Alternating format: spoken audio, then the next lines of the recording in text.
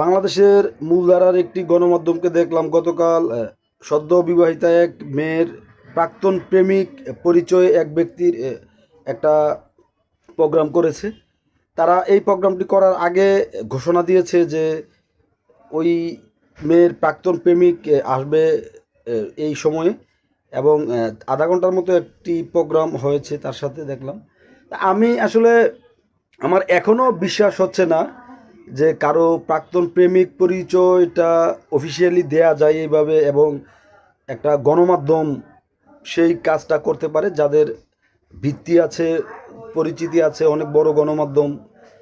এটা আসলে কতটা, মানে এটা সাংবাদিকতার কোন পর্যায়ে যায়, বা আমাদের যে ধর্মীয় সামাজিক রাষ্ট্রীয় যে মূল্যবোধ এই ব্যাপারগুলোতে এটা কতটা একটা নিচু মানের কাজ হয়েছে, এবং এই ধরনের কাজ আমি মনে করি না সঠিক হয়েছে।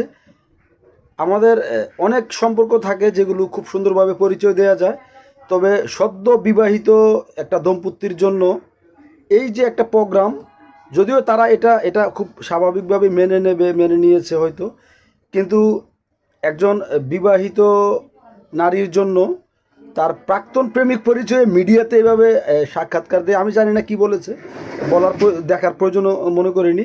কারণ তারা যে শিরোনামটা দিয়েছে যে এমুকের প্রাক্তন প্রেমিক, এটা আমার কাছে মনে হচ্ছে অত্যন্ত একটা গর্হিত কাজ, এবং মিডিয়া এই কাজ করতে পারে, একটা স্বীকৃত মিডিয়া, আমার এটা একেবারেই ভাবনায় ছিল না।